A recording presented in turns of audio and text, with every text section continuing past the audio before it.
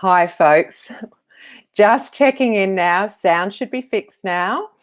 Few little issues there with Facebook and YouTube, so I apologise for that. It's Liz here from Navii Digital and Tourism Tribe. We should be good to go now. My absolute pleasure to invite you to the Digital Discovery Show, and I've got a really special guest to introduce to you shortly. And before we get started, though, I'd really like to invite everybody to send in your comments. Get on there and chat, because when I introduce you to our guest today, I'm sure that you're going to have questions for her.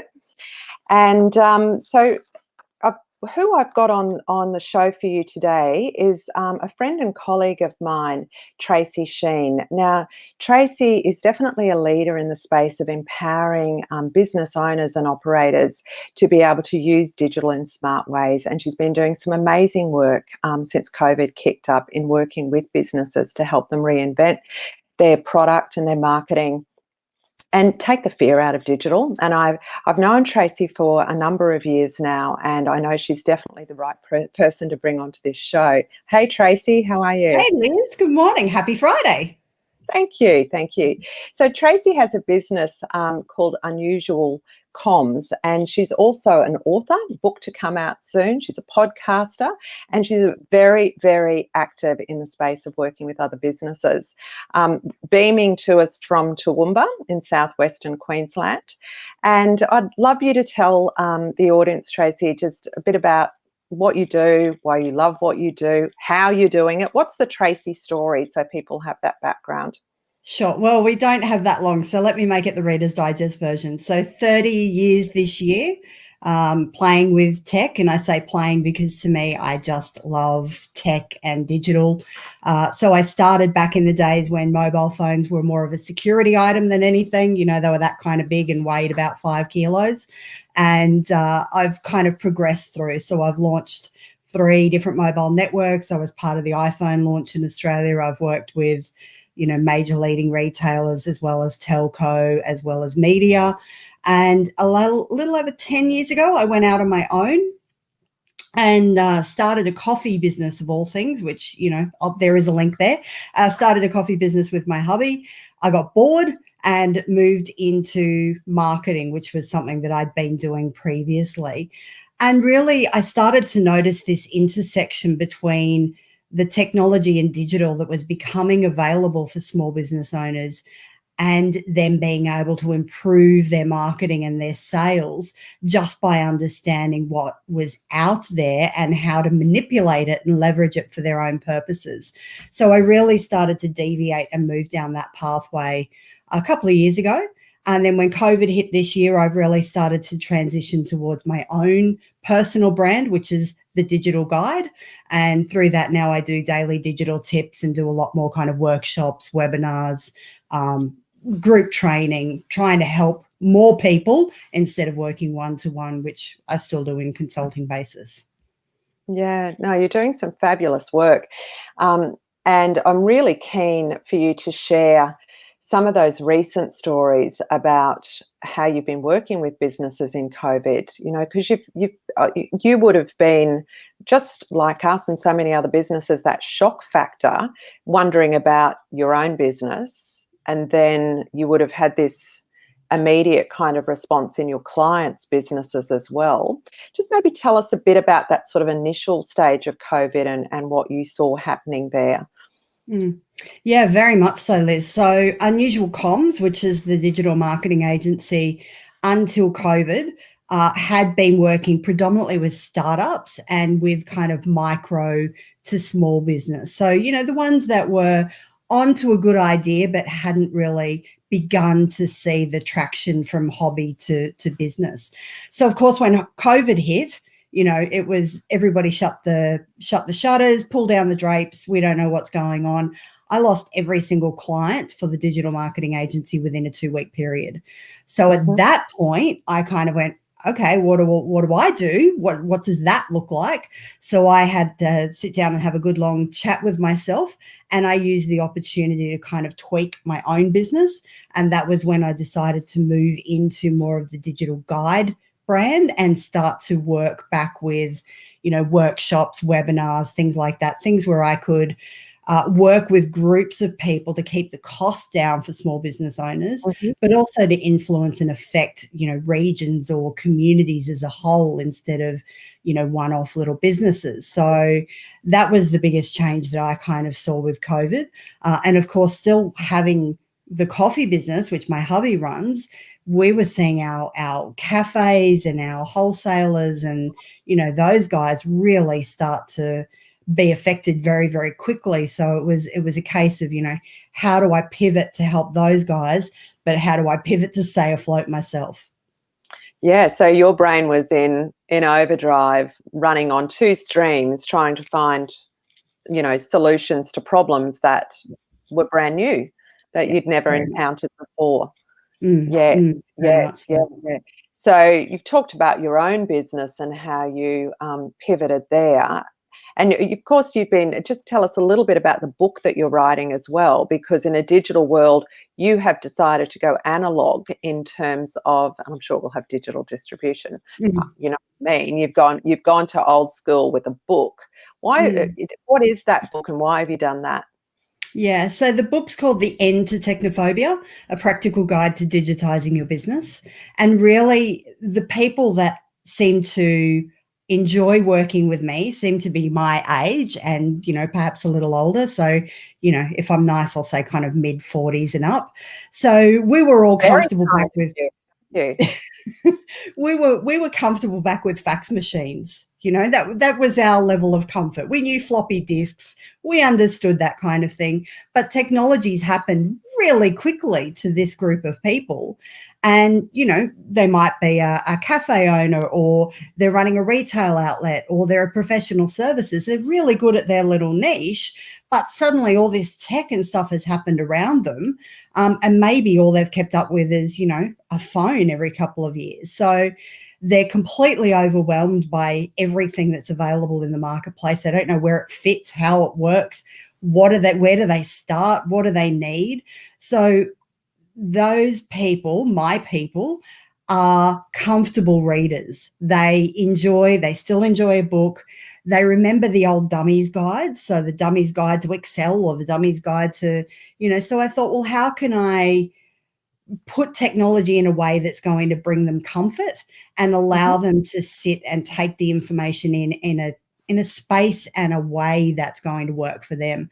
So I struck upon the idea of the book, floated it with quite a few people first, like, hey, if I do this, do you think it's a good idea? And overwhelmingly, they were just like, oh my God, I need that book. I need that book. So that was the start of COVID. I decided to actually get cracking on it.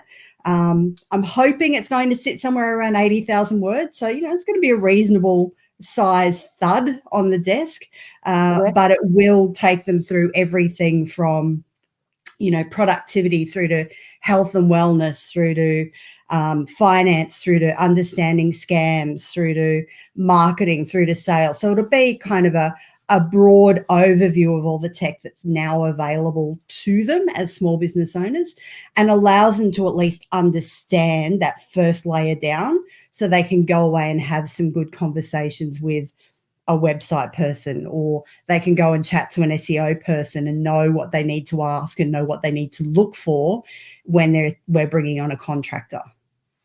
Yeah, so it's very empowering them to be able to take their steps. It never ceases to put me back in my seat and remind me that we can't assume that people understand or are comfortable with the wide range of technology that is just part of daily life and business today.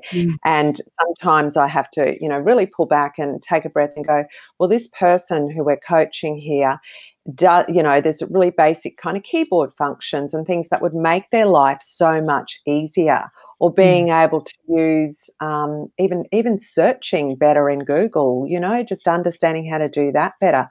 Really basic things. So you've really taken it upon yourself to sort of address basics and then more kind of, business skills for their business, like finance and marketing, etc., and using technology. That is a big commitment, and it's pretty much an ongoing commitment, isn't it? Because you're going to have to update that regularly with the new platforms as they Well, So absolutely. I've already written a couple of chapters that I'm thinking I'm going to have to add stuff to them because, of course, this week Apple's released the new watch and, there's the new operating system coming out. So even before the book comes out, I'm having to go back and kind of amend where we're at now. But the main thing is I can keep the, almost like a glossary. So when somebody says SEO or Zoom or Slack or something to them and they just kind of stare blankly and blink, they've got a resource that they can go to, knowing that I'm not then trying to on-sell them to say, well, I can do all of this for you. I'm just the guide. I'm just here to kind of go, this is all the stuff available. Let me guide you into where you can possibly go with your business and then how to find good quality contractors, because Liz, you and I both know that this area is a bit of a minefield for, people that don't necessarily do the right thing by their people. So, how to go about looking for a good contractor or how to work with people when you're wanting to improve and upskill. Yeah, the word cowboy comes to mind. That's not too genuine cowboy, is it? They get that label, but because a good cowboys were, fantastic. But we know that there's cowboys in that space. Speaking with some people who deal with complaints in that area, like small business ombudsman recently, with some, they said that it's one of the most frequent complaints that they get, where business owners are really frustrated by web development relationships that have gone south or not getting completed work, and search engine optimization and search engine marketing. That would be the other one, most prolific in terms of complaints areas. So we only have to look at our own emails, right? Every day. I mean, I'm sure you're the same, and we work in this space. Every day I must get at least five emails from SEO gurus offering to get me on the front page of Google. So, that kind of tells you where the base we're starting at. That's right. And what business owner wouldn't want to respond to that and go, yes, of course, I want to be on the first page of Google. Yeah. So let's have a chat about some of the work that you've been doing with your clients over COVID. Because you said that you wanted to find a model that was more affordable for people so they could collaborate and work in groups, and knowing that everybody's watching their dollars, super carefully in COVID. So tell us about some of that work that you've been doing. And I'm particularly interested in, the outputs and what difference that's making to businesses. Sure. So there's been a couple of programs that I've been fortunate enough to facilitate in. So one of them is the Australian Small Business Advisory Service. It's known as ASBAS for short. It's a federally funded program, and it provides small business owners opportunity to access approved advisors to gain upskilling information around their own business, whether it's business or marketing, website, social media, that kind of thing. So that's been the first thing, and I can work with people one-on-one with that, or also run 2-hour online workshops, 1-hour webinars, things like that. But it's been really interesting to me that some of the more proactive councils, and one that springs to mind for me is Moreton Bay, so MBRIT, came to me and said, look, we want to put together a series of workshops, webinars, some online resources. We know our community is suffering, and we know that our community is built on small business. So, what can you do to help them? So the interesting thing for me was designing a kind of course, for want of a better word, designing a platform that they could go through, particularly teaching them about insights and data and things like this, because up until COVID, most of them could quite happily go, oh, I've got it. I know how to put a Facebook post out. I've got a website. I run some Insta. I know what I'm doing. I'm good. But they've never understood how to actually draw on the insights and on the data to get a lot more targeted and be able to refine and narrow that, ideal client so they can really go after it. So we've been able to really put some programs in place to finesse their understanding of what's available to them, particularly around the free resources. Google Analytics is amazing in terms of being able to tell small business owners or any business owner, how many people they're getting to their website, what time are they landing, how long are they hanging around, what pages are they going to, how many pages are they going to. That information tells a small business owner a lot about what they should be doing in terms of content creation and what times they should be putting content out and things like that. So it's been really interesting because as these people have gone through the program, they've formed this informal accountability group.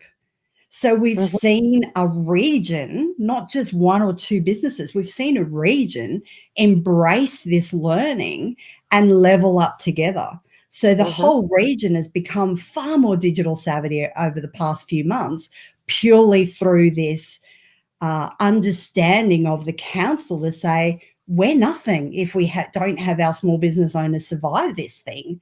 You know, we need these guys. So how can we put back into the community now?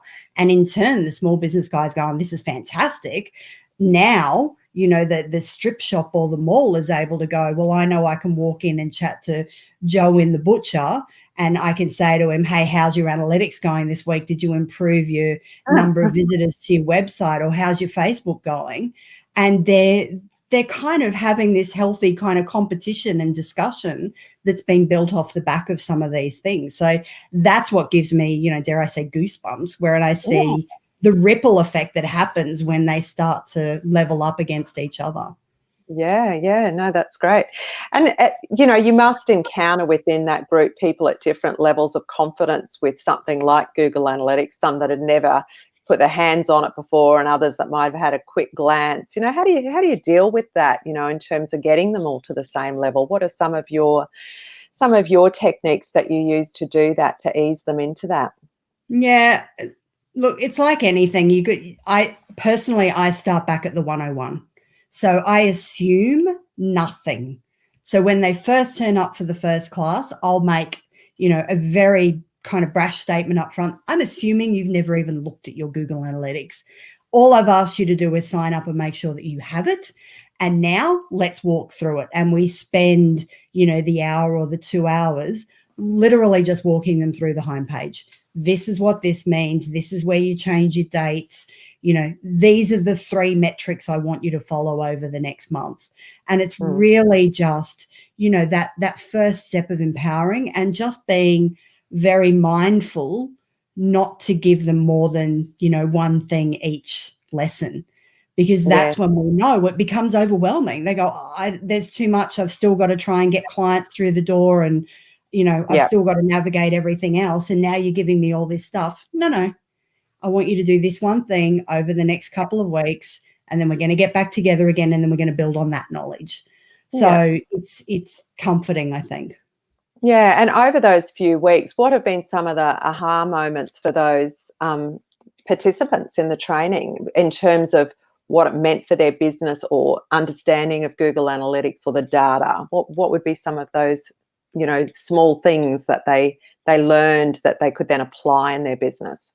Yeah, first of all, I think it's been really interesting just to see the little light switches go on of actually getting data. You know, they hear marketing people talk about, oh, you need to understand your data, you've got to understand your analytics, blah, but that means nothing to them. So actually walking through their own page and going, I've had 100 people visit my website last month, but I had, you know, 50 visit it the month before. That's good. You know, so they've been able to kind of recognize where they are and where they want to get to. So that's been the first thing. And then to also see that they can take the information and create content from it, or fix something, tweak one little thing on their website and watch how it goes over the next month. So being able to watch somebody go, hey, this blog did really well, you know, by my standards. What else can I do with that? You know, so then being able to show them, well, hey, if we pull this blog apart, you can repurpose this another 8 ways and recycle that content, you know, for the next 3 months. And they start to go, oh, you mean I'm not having to create new stuff day in, day out? I'm like, no, share the same thing, but, you know, share it broadly and give yourself some air in between. And just those things where they're suddenly kind of going, oh, this is not actually as time consuming or as difficult, or, you know, whatever their own obstacle that they put up. they kind of start to realize that actually I got this. I can do, this much. And then if I want to bring somebody else in, I now know what I'm looking for. No, that's awesome. And I certainly understand what you're saying about that overwhelm, because we hear that all the time. You just can't push people too hard. And I feel like if you take one step with understanding and using a piece of technology, and you can see the benefits of it, even if it's one small thing, that's, if you did that once a week, that's 52 steps in a year, Absolutely. which is an amazing progress. So it's like, let's just keep moving, because the technology isn't going to stop changing. As you said with your book, there's already new tools out there that you're going to have to go back and update. It's never going to stop. No. So we have to commit. I think that's an attitude and a culture thing to bring into our businesses and ourselves as business owners, to commit to that continual development, even though sometimes it's like, really, have I really got to learn a new thing? It's like, one a week, and it will make a big difference. And that's cutting yourself some slack. You've gone from zero to, suddenly having to work online and do all this stuff online because of COVID. They've already picked up Zoom, where a lot of us, had never used Zoom before.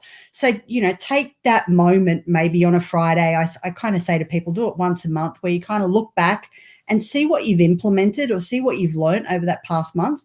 And just take time over a cup of coffee to go, well done.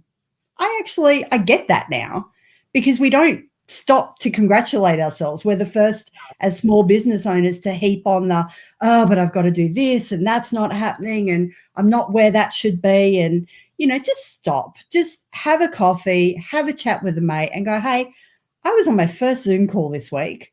Well done. You and I have a connection in Catherine that was saying that she managed to figure out Otter AI, which is a tool that we both love, by herself. And now she's listening to transcripts and listening to previous interviews and things. Yep. Stop and recognize that's a big achievement.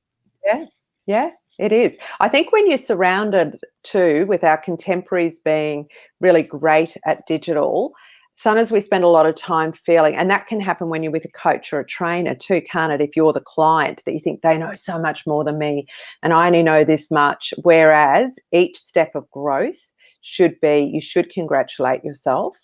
Absolutely. That's so true, Tracy. I think that's super important. So we might need all to keep a digital development journal that we go, and go, well, I learned this week and this is how I'm applying it. This, either personally it's improved my time and efficiency in this way, or my health, Absolutely. or my business health, or my marketing. That's a really good idea. I think you should put that as something in the book, or they should already got it, like a digital growth journal that they can keep working on. So that's great. What about some businesses who have adapted in COVID, used technology to help them on the way? Can you think of anyone there who you've encountered and you'd like to share their story with us? Yeah, so there's a really, really beautiful lady based out at Yarraman called Sky, and she has a business called Hybrit Beef. So HIGHBRIT Beef. You should check her out. They're amazing. I've become a client. I just love the values and the ethics and the story that Sky has behind this business. Now, Sky has been farming with her husband out at Yarraman. So you can imagine Yarraman's about 2 hours west of Toowoomba. They've been in drought for, 2 years, 3 years. These guys just keep getting slammed one thing after another. Mother Nature is not kind to them. But through the process of Sky and I working together, she's updated her website. So she's now got a Shopify website. She's getting clients ordering directly online. But one of the things that I really love that we identified when we were chatting is Sky has this really beautiful tribe of people that want to support the farmers. They want to support this paddock to plate. They like to know that their meat is ethically sourced. They like to know that, you know, they're supporting local farmers, that they're doing good and putting back into the economy. So Sky and I had a conversation and we went, well, what else are they buying? What else are they doing? And through that process, we identified that there's a local lamb supplier called Firebreak Lamb, who I also work with, that Sky could be delivering the lamb when she delivers the beef. And then we went, well, what about pork? So then she got, I can't remember the name. It took a while pork. So now she's doing beef, she's doing lamb, she's doing pork. She's now sourced chicken. She's got goat. She's found a honey supplier. And now she's starting to look into fruit and veg to design some paddock to plate kind of dinner boxes where people, instead of maybe buying from a national chain where they want the produce and the ingredients, but they want to cook themselves, can source from within a local community and know that they're supporting these, you know, Darling Downs or wherever the producers are coming from. So the story is going to come with the box. It's beautiful. So fantastic. It appeals to that hyper-local market of Absolutely. I want to support local businesses, and you've got the whole thing of the provenance, knowing where it's coming from. Like she's right on trend with what a growing number of people want. And yeah, but, you know, hyper-local, yeah, but Yarraman, she's now delivering down to the Gold Coast, to the north side of Brisbane, because the tribe, you know, the people that connect with the story and connect with this clean, ethical beef, you know, understanding, knowing your food chain, knowing where all of that comes from, buying into the story and investing into the story of wanting Sky and Glenn to succeed with the farm. She's got people from all over the place now. So it's just, her little business has really flourished during this time. The struggle that Sky's got, of course, is they're still in drought. So, you know, how do you supply the beef when you can't? So we've been discussing other ways that she can do that, but keeping up to date with her community all the way along. She's got people messaging her all the time now going, you know, got nothing to say other than, you know, I hope you get some rain this weekend. It looks like we've got a 20% chance out there. Hope you get some, you know, that's lovely, just to know that she's got a tribe on her side. That's connecting, isn't it? That's really having such an engaged, loyal following. That's amazing. So she's become like a distributor and an online co-op for these other farms. Co-op, absolutely. Yeah. So she had to make quite a few changes then in her online presence, her website, how she's engaging with customers. What were some of those things that she had to do? Well, so the first off, we had to kind of retweak the website to let people know, you know, the order, how the order system works, and how frequently, and whether they wanted to include, you know, lamb or pork, or whether they were just beef, what they wanted to do. But we also really, for Sky, it was really about starting to drill into the data, and really starting to look at, okay, how many people are visiting the site? And then when you send an email out, what's your open rate like, you know, and how many people are responding and clicking through to an order when you send an email out? We kind of figured that with her, when she was sending an email out, or an EDM, electronic direct mail, she was getting an open rate of, you know, over 50%. And I was just saying to her, that's phenomenal. You know, you keep doing what you're doing there, because that's great. But the click-through rate to the website was then dropping off of the order. So one of the things we figured out, because of Google Analytics and a few other things, that were people were going in via their mobile, and the site wasn't exactly mobile friendly for orders. So we had to do a little tweaking there to make sure that, you know, if somebody landed via a mobile, that the process was seamless, that they weren't looping around and getting stuck in this infernal kind of, you know, circling the drain thing. So that was one of the things we did. The other thing we did was the user journey from the absolutely. Yeah, absolutely. And it was friendly from a laptop or a desktop, but how many people we were able to kind of go, that's great, but the percentage of your clients that are coming in via mobile is well over 50%. What does that look like? So we were able to kind of work on that. The other thing we did was to put a Facebook group in place before groups became, you know, the phenomena of 2020 that they have. So now Sky has the hybrid beef cooking group, and I should have had that online ready for you to go. But it's this great Facebook community now where people who purchase their products will share the recipes of what they've done. And, you know, here's the slow cooked lamb that I did from Frank's Firebreak lamb that took 8 hours. And, you know, here's my, she did a recipe the other week about the marrow, of how to use the marrow out of the beef. And so she's educating her market at the same time, but the community sharing their recipes as well. So it's become this collaborative little, hey, I'm cooking, I don't know, goat curry tonight. And then someone else will go, I've never had that before. How do you do that? So then a recipe will come up, and then, you know, Sky will then say she'll get a couple of orders off the back of that because people want to try goat. So, Yeah. you know, finding other ways to stay in contact with her community when potentially that's it, thank you, where potentially, you know, an email was going to annoy people if she increased the frequency. But by having this group where people could jump in and connect, you know, they're opting in. It's their time. It's they're going there. It's not Sky pushing communication out. So it's worked really well.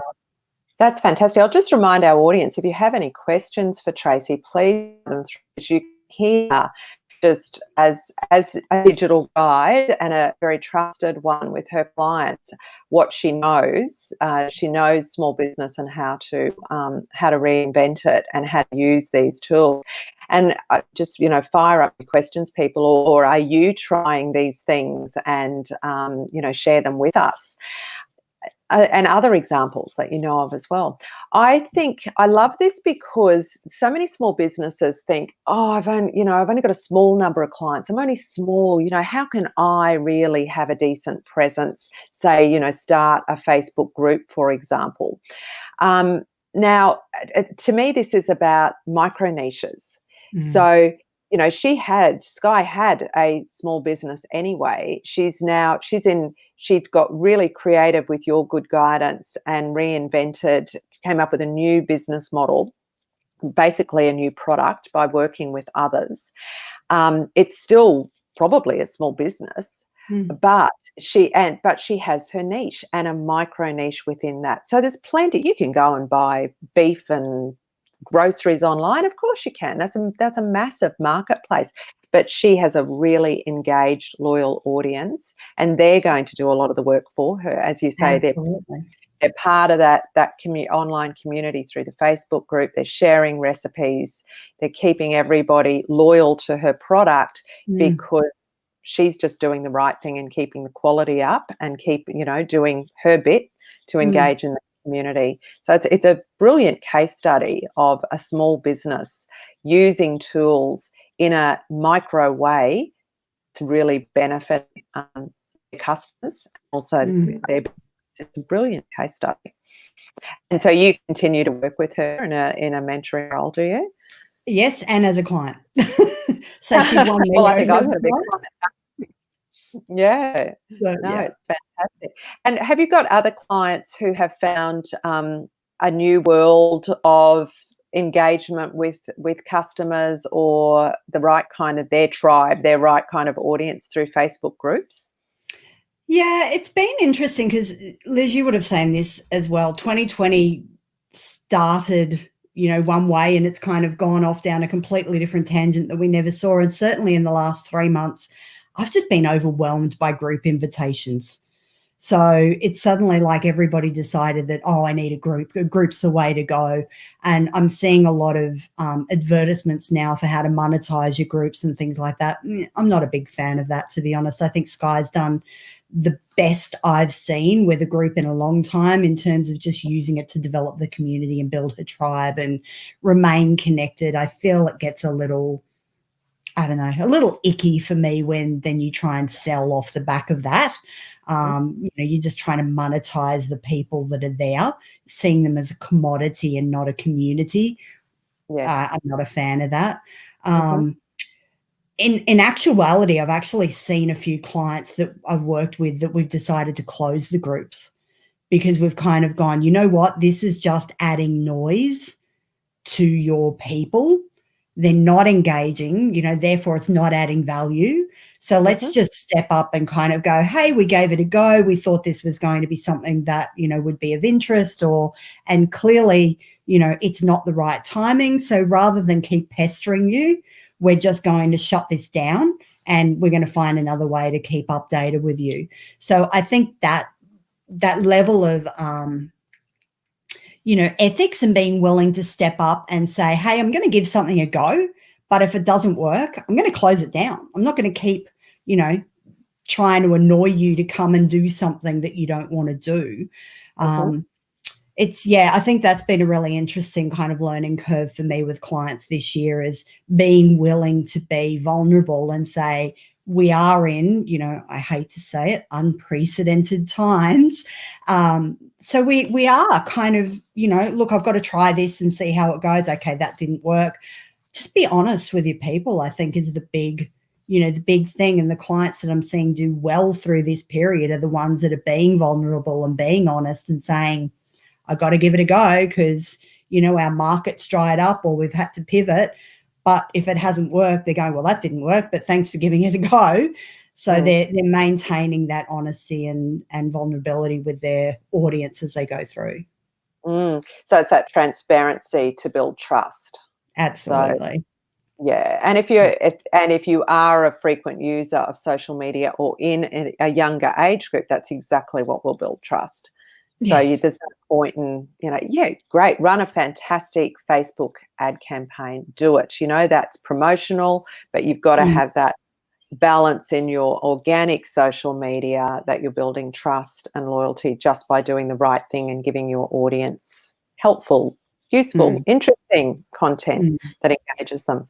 I always say, if it's only your mother or your sister liking your business posts, ain't quite got it right. Wasting your time. So time to rethink the approach and don't think of these people as prospects. Think of as an audience, and your job to help them and to entertain them. Yeah. No, it's great insights you have there, Tracy. Really, really helpful. So what do you think? I mean, you've talked about kind of congratulating yourself and trying things. Are there any other tips you think of that you give people to encourage them to embrace digital? What do you think are the key things that help people to take that next one step with digital technology or technology generally? I think being open to the possibility that perhaps there is something out there that's going to add value. One of the biggest killers in any business, I think, is the line that we've always done it this way. So we certainly saw with COVID when, suddenly the team had to work from home. They were businesses that 6 months ago were going to go, our people will never work from home. They come into an office. It's regimented. They're here from 8:30 to 5:30. They get an hour for lunch. The work is done here. Nothing can and now they're working from home with discussion around, well, do we even need an office? Maybe we just need a meeting room that we can get together as a team once a week and everybody's more productive at home. Maybe not. But that willingness to kind of go, you know what, there might be something else out here that's going to add value or make that process a little easier or make the client journey simpler or, make our team's life a little easier. So instead of everybody having email backwards and forwards, maybe check out Slack, but when you give it a go for a month and go all in. Most of the platforms will give you a free trial for a couple of weeks or a month. So give it a go, but go all in and be prepared. There's going to be some learning. You're going to stuff some things up. You're going to have to spend some time and figure out how to set your channels up in Slack, if we continue with that analogy. And, you're going to get some team member that's probably going to monopolize a joke line or something. So understand that, anytime you set a new process up, or you adopt a new piece of software, or you bring a new team member on board, there's a learning curve.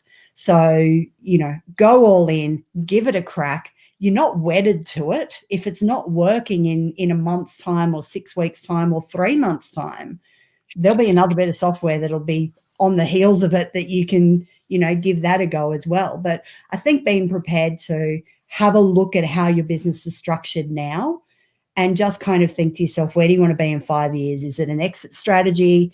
Do you want to grow? Do you want to be sitting on the Bahamas drinking, pina coladas? What is it you want? And then start to think about who can you get in that can help you identify maybe 1 or 2 pieces of software or apps or websites or something that will streamline that process and help you get where you want to go. I think you're on the money there. There's a couple of things that, big strategic insights there around businesses through COVID that have been open and willing to change and, have their team working from home and take on a culture of trust, but then have the right communication tools in place. So you mentioned Slack as an example. So Slack will remove a lot of email. It allows that water cooler conversation, but within channels. We use it within our business, and we all work remotely. We use it prolifically. So it's that quick, short conversation. Same thing as spinning your chair around in the office and going, hey, we've got to get together and do that. So it's that willingness to change is so important. If we don't have that as businesses in COVID, we probably won't cope. And I think the other thing is thinking out about making a decision. Yes, I am going to survive this. I'm actually going to grow. I'm actually going to grow COVID. How can I find savings in my business by using technology, and how can I optimize the sales process and the back end processes in my business? And that's where you don't know what you don't know. Yes. And that's why you need to kind of share within your business community. Like, it's great what Moreton Bay Council is doing, because they've got everybody, as you say, levelling up. We're running a program for Outback New South Wales Council called Hay Shire Council. They've got about 10 businesses in the room. They have a program called Reboot Hay. They've suffered really badly in the drought over the last few years. And so this is part of that, is getting them a bit more capability in digital, and they're doing that together as well. And that's a fantastic way of doing it, isn't it? Because you haven't just got one champion then in the community that can guide others and be a shining example for others as well. You've got a handful or 10 or 12, which is amazing. So you don't know what you don't know. So you've got to be open. You've got to ask. You've got to invite advice in to be able to learn those opportunities. Yeah, so, absolutely. Yeah, you really, really hit on the money in a few of those points. Thank you. Got one last question for you. What's your, you're living and breathing COVID and the stresses on businesses and your own, and, working yourself, very, very busily, I know. And I just wonder what you hope. What are some of the positives you can imagine could come out of COVID, or you hope will come out of COVID? There's 2 really big ones for me, and one is that I finally hope that government at all levels actually put the energy into seeing what small business does for the community. They always talk about, it's the engine room of the economy, yet come any election time or come any kind of political throwaway comment, they're there with the hard hats, but there's no follow-up. There's no support to the community. So I really hope that through COVID, they've seen and actually understand what dire straits the country, the community, we go micro, macro, where the country would be without small business. So I really hope that there's a shift in perception around support and understanding for small business owners. The second one that I really am seeing, and I hope it continues to grow and doesn't retreat when we go back to, dare I say, business as usual, is that people continue to embrace technology. This has been the first time for me in 30 years of doing this that I've seen a group of people, sure, they've been forced, but they've actually embraced tech in some way, shape, or form, even if it's just that they've got on Zoom, even if it's just that they've adopted a CRM, a customer relationship module of, whatever that is, they've taken incremental steps. So my desire, my hope, my plea is continue to do it. You're already on the pathway. You're already learning. Don't stop. No, that's great. I love that. I keep these numbers in my mind because of Navii Digital and the work that we're doing there in gestation at the moment, looking for a 9th of November launch date. Ooh, that's exciting. Yes, but small business employs 44% of the workforce in Australia. So absolutely, and contributes 35% of our GDP. So it is absolutely vital that we help each other as small businesses to do better and to survive this, as well as have that government support, as you say. So, and that's that support each other. Shop local, buy local, find a small business alternative. So, if you can get your meat from somebody like Sky, do that. Yeah, do that. Every little decision you make with your dollars has a huge impact on that small business. You vote with your dollars. Yeah, and when it comes to the online presence, go and do positive reviews once you've tried their product. Absolutely. Follow them on Facebook, tag them on Instagram. Make a comment. Tag. They're all things that you can do that don't cost you a cent, that make a huge difference for a small business owner. So anytime you see a Facebook post up or a LinkedIn post or an Instagram or anything, don't just scroll past. Don't just like it. That doesn't really help the algorithm. Make a comment, share it with a friend, tag someone who could use the product. They're all things that'll take you 30 seconds out of your day, but it'll make a huge difference to the person who's running the page in the background. Yeah, absolutely. Tracy, before we wind up, what is the best way for people to follow you, see your digital tips, contact you? How do they do that?